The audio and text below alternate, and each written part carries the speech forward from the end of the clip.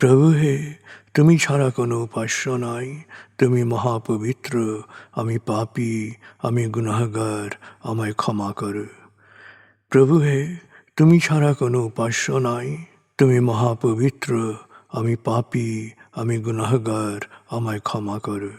প্রভু হে, তুমি ছাড়া কোনো উপাস্য নাই, তুমি মহাপবিত্র, আমি পাপী, আমি গুনাহগার, আমায় ক্ষমা করো।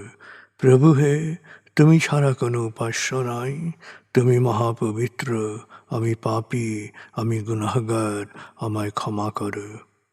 প্রভু হে, তুমি ছাড়া কোনো উপাস্য নাই, তুমি মহাপবিত্র, আমি পাপী, আমি গুনাহগার, আমায় ক্ষমা করো। প্রভু হে, তুমি ছাড়া কোনো উপাস্য নাই, তুমি মহাপবিত্র, আমি পাপী, আমি গুনাহগার, আমায় ক্ষমা করো। প্রভু হে, তুমি ছাড়া কোনো উপাস্য নাই, তুমি মহাপবিত্র, আমি পাপী, আমি গুনাহগার, আমায় ক্ষমা করো। প্রভু হে, তুমি ছাড়া কোনো উপাস্য নাই, তুমি মহাপবিত্র, আমি পাপী, আমি গুনাহগার, আমায় ক্ষমা করো। প্রভু হে, তুমি ছাড়া কোনো উপাস্য নাই, তুমি মহাপবিত্র, আমি পাপী, আমি গুনাহগার, আমায় ক্ষমা করো। প্রভু হে, তুমি ছাড়া কোনো উপাস্য নাই, তুমি মহাপবিত্র, আমি পাপী, আমি গুনাহগার, আমায় ক্ষমা করো।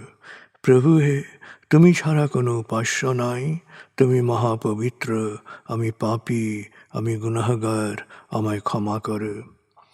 প্রভু হে, তুমি ছাড়া কোনো উপাস্য নাই, তুমি মহাপবিত্র, আমি পাপী, আমি গুনাহগার, আমায় ক্ষমা করো। প্রভু হে, তুমি ছাড়া কোনো উপাস্য নাই, তুমি মহাপবিত্র, আমি পাপী, আমি গুনাহগার, আমায় ক্ষমা করো। প্রভু হে, তুমি ছাড়া কোনো উপাস্য নাই, তুমি মহাপবিত্র, আমি পাপী, আমি গুনাহগার, আমায় ক্ষমা করো। প্রভু হে, তুমি ছাড়া কোনো উপাস্য নাই, তুমি মহাপবিত্র, আমি পাপী, আমি গুনাহগার, আমায় ক্ষমা করো। প্রভু হে, তুমি ছাড়া কোনো উপাস্য নাই, তুমি মহাপবিত্র, আমি পাপী, আমি গুনাহগার, আমায় ক্ষমা করো। প্রভু হে, তুমি ছাড়া কোনো উপাস্য নাই, তুমি মহাপবিত্র, আমি পাপী, আমি গুনাহগার, আমায় ক্ষমা করো। প্রভু হে, তুমি ছাড়া কোনো উপাস্য নাই, তুমি মহাপবিত্র, আমি পাপী, আমি গুনাহগার, আমায় ক্ষমা করো।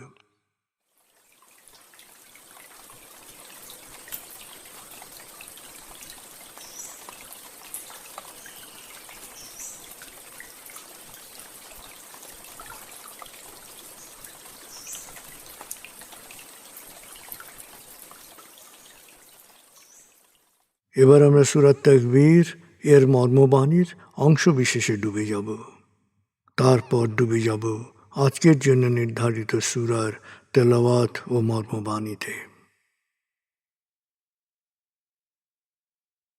81 সূরা তাকবীর। দয়াময় মেহেরবান আল্লাহর নামে।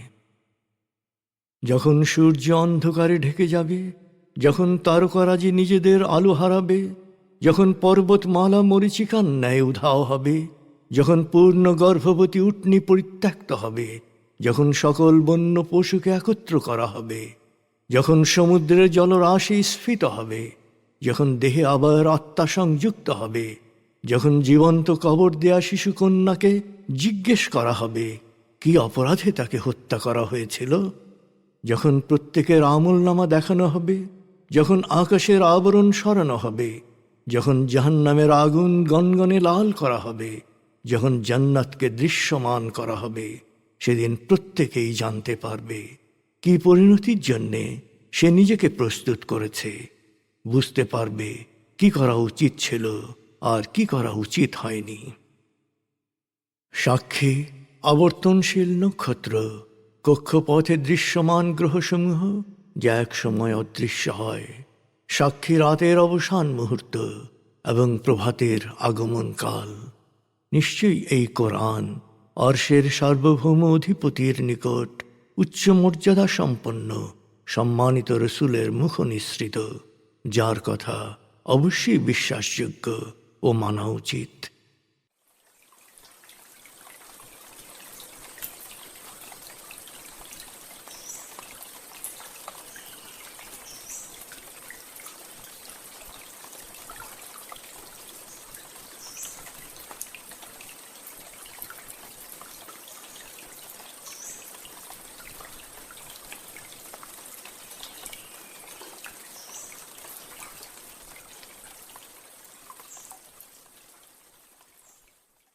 এবার আমরা সূরা কাহাফ ৮৩ থেকে ১১০ আয়াতের তেলাওয়াত ও মর্মবাণীর গভীরে ডুবে যাব। ১৮ সূরা কাহাফ। বিসমিল্লাহির রহমানির রহিম। ويسألونك عن ذي القرنين قل سأتلو عليكم منه ذكرا إنا مكنا له في الأرض وآتيناه من كل شيء سببا فأتبع سببا حتى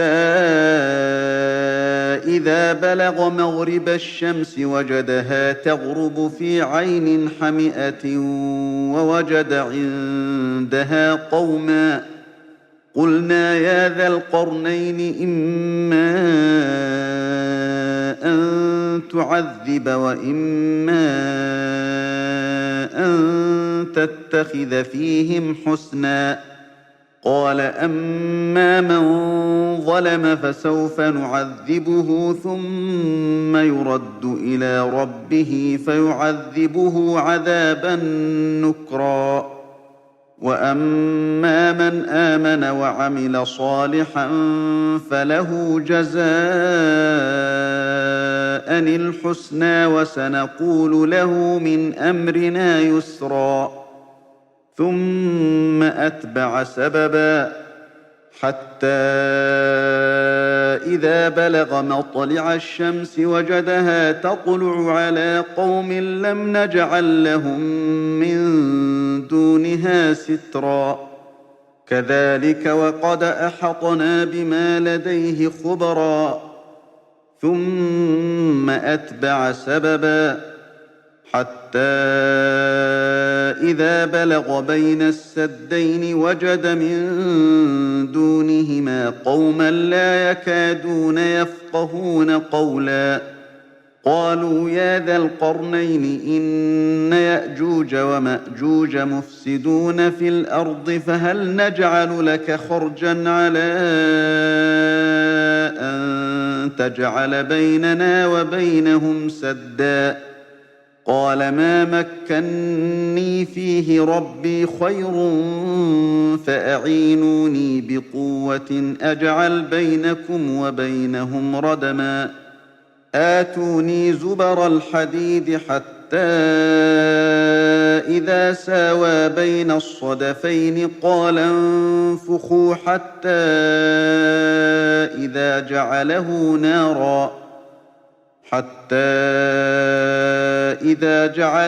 نارا قال آتوني أفرغ عليه قطرا فما استطاعوا أن يظهروه وما استطاعوا له نقبا قال هذا رحمة من ربي فإذا جاء وعد ربي جعله دكاء وكان وعد ربي حقا وتركنا بعضهم يومئذ يموج في بعض ونفخ في الصور فجمعناهم جمعا وعرضنا جهنم يومئذ للكافرين عرضا الذين كانت أعينهم في غطاء عن ذكري وكانوا لا يستطيعون سمعا أفحسب الذين كفروا أن يتخذوا عبادي من دوني أولياء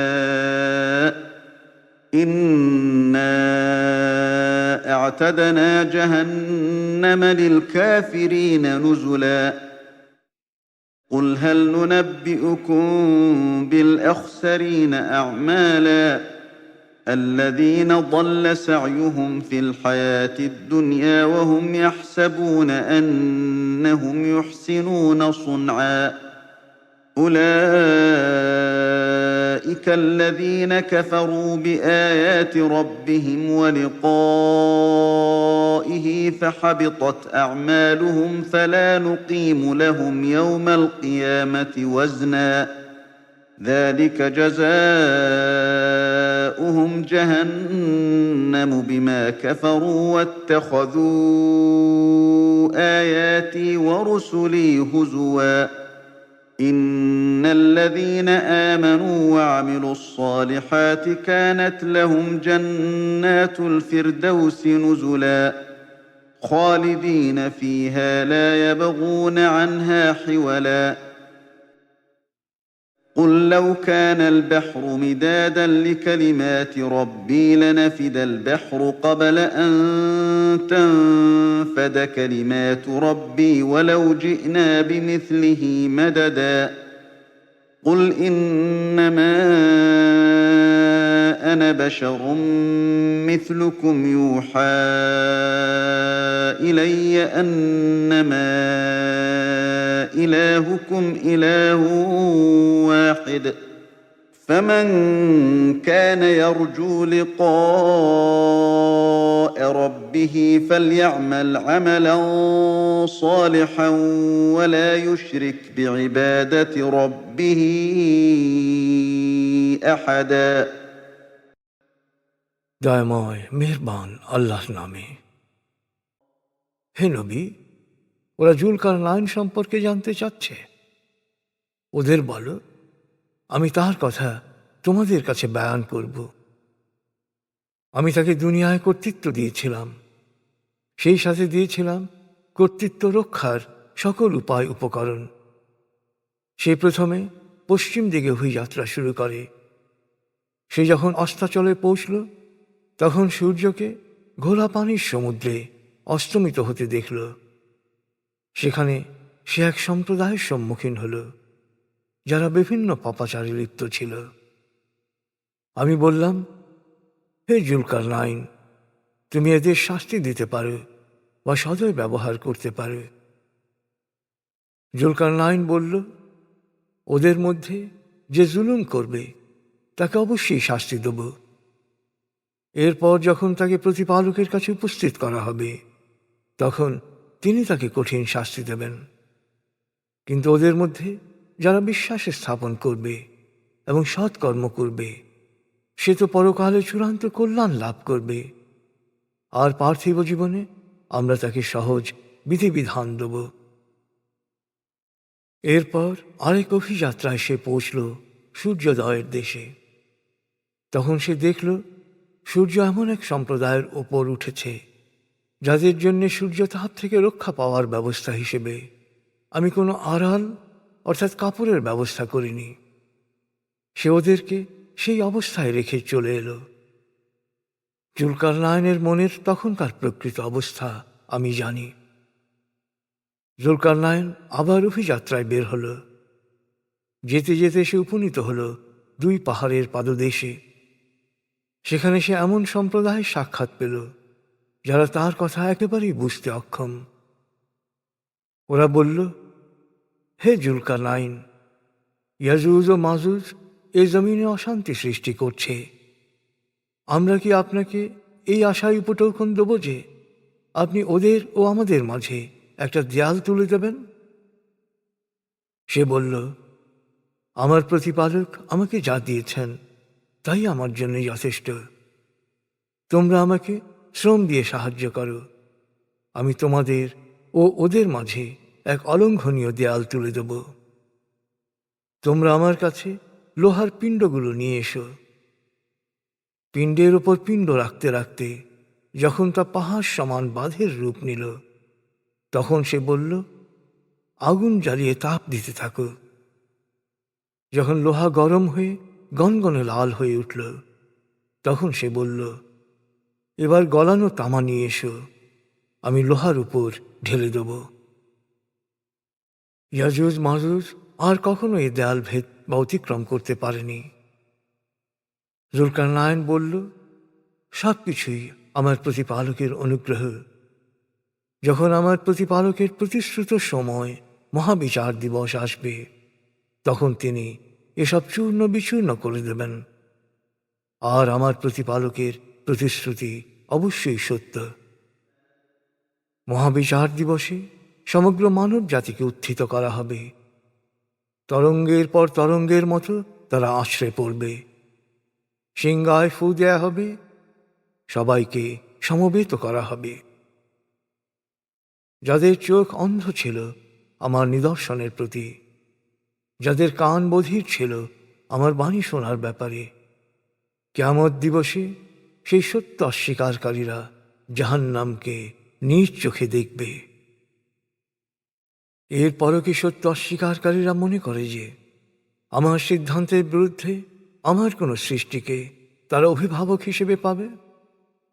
নিশ্চয়ই সত্য অস্বীকারীদের স্বাগত জানানোর জন্য আমি জাহান্নামকে প্রস্তুত করে রেখেছি। হে নবী, ওদের জিজ্ঞেস করো, আমি কি বলবো কর্মের দিক থেকে কারা পুরোপুরি ব্যর্থ হবে?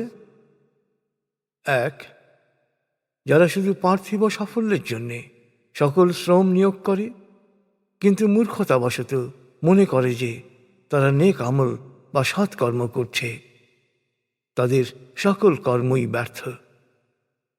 দুই, যারা অস্বীকার করে প্রতিপালকের নিদর্শনাবলী এবং পরকালে তার সাথে সাক্ষাতের বিষয়।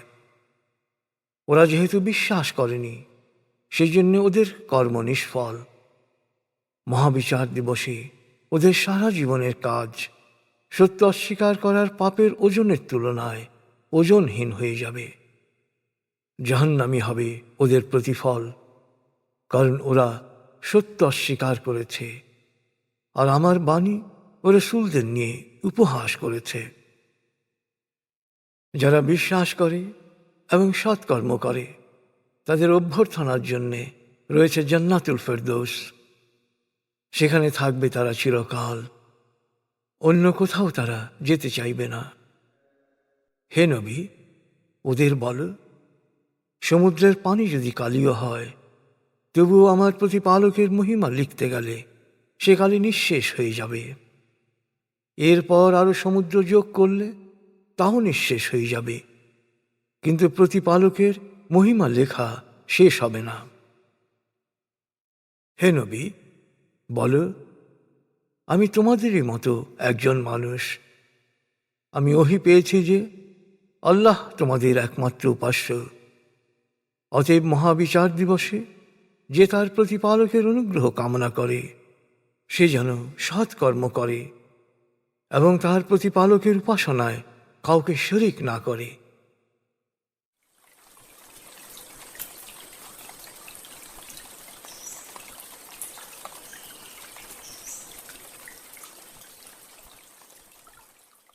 আপনি এতক্ষণ মর্মবাণীর গভীরে ডুবেছিলেন।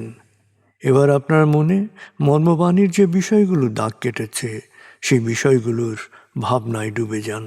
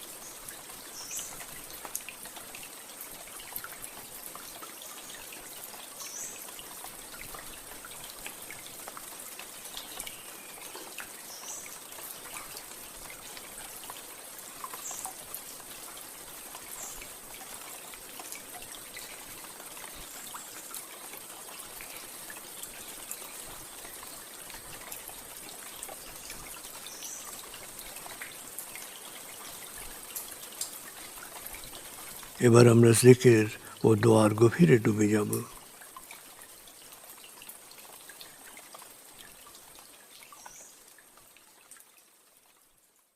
এবার হালকাভাবে চোখ বন্ধ করুন, লম্বা দম নিন, নাক দিয়ে দম নিন, আস্তে আস্তে মুখ দিয়ে দম ছাড়ুন। দম নেবেন পেটে, ছাড়বেন মুখ দিয়ে। দম নেওয়ার চেয়ে দম ছাড়তে সামান্য বেশি সময় নিন। দম নিতে নিতে ভাবুন প্রকৃতি থেকে আফুরন্ত প্রাণশক্তি শরীরে প্রবেশ করছে, আর দম ছাড়তে ছাড়তে ভাবুন শরীরের সকল দূষিত পদার্থ বাতাসের সাথে বেরিয়ে যাচ্ছে। নাক দিয়ে দম নিতে নিতে ভাবুন প্রকৃতি থেকে আফুরন্ত প্রাণশক্তি শরীরে প্রবেশ করছে, আর মুখ দিয়ে দম ছাড়তে ছাড়তে ভাবুন শরীরের সকল দূষিত পদার্থ বাতাসের সাথে বেরিয়ে যাচ্ছে। দম নিতে নিতে ভাবুন প্রকৃতি থেকে আফুরন্ত প্রাণশক্তি শরীরে প্রবেশ করছে, দম ছাড়তে ছাড়তে ভাবুন শরীরের সকল দূষিত পদার্থ বাতাসের সাথে বেরিয়ে যাচ্ছে। দম নিতে নিতে ভাবুন প্রকৃতি থেকে আফুরন্ত প্রাণশক্তি শরীরে প্রবেশ করছে, আর দম ছাড়তে ছাড়তে ভাবুন শরীরের সকল দূষিত পদার্থ বাতাসের সাথে বেরিয়ে যাচ্ছে। দম নিতে নিতে ভাবুন প্রকৃতি থেকে আফুরন্ত প্রাণশক্তি শরীরে প্রবেশ করছে, আর দম ছাড়তে ছাড়তে ভাবুন শরীরের সকল দূষিত পদার্থ বাতাসের সাথে বেরিয়ে যাচ্ছে।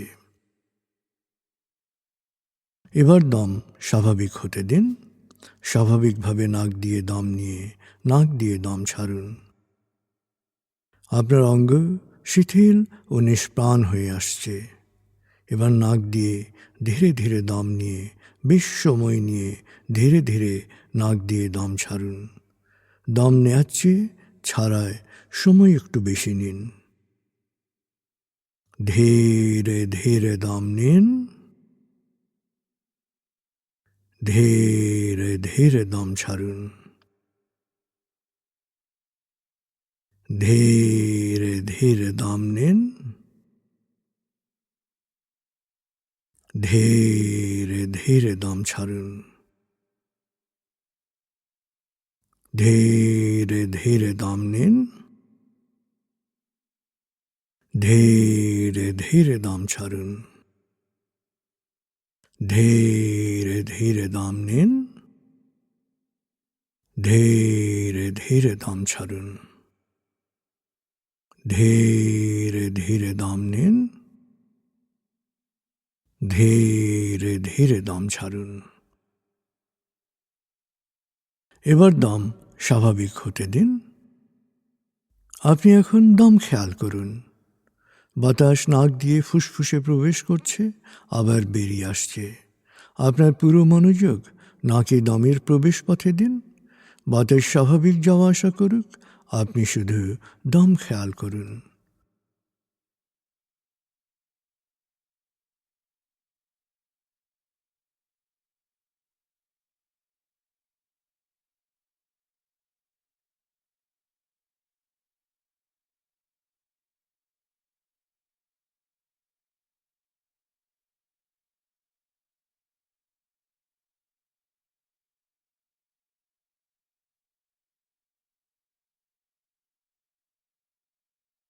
অনুভব করুন আপনার শরীর ভারী লাগতে শুরু করেছে। আরাম, আরাম, আরাম। অনুভব করুন শীতলতা স্রোতের মতো, বরফ গলা পানির মতো আপনার মাথা থেকে শরীর বেয়ে নিচের দিকে নেমে যাচ্ছে।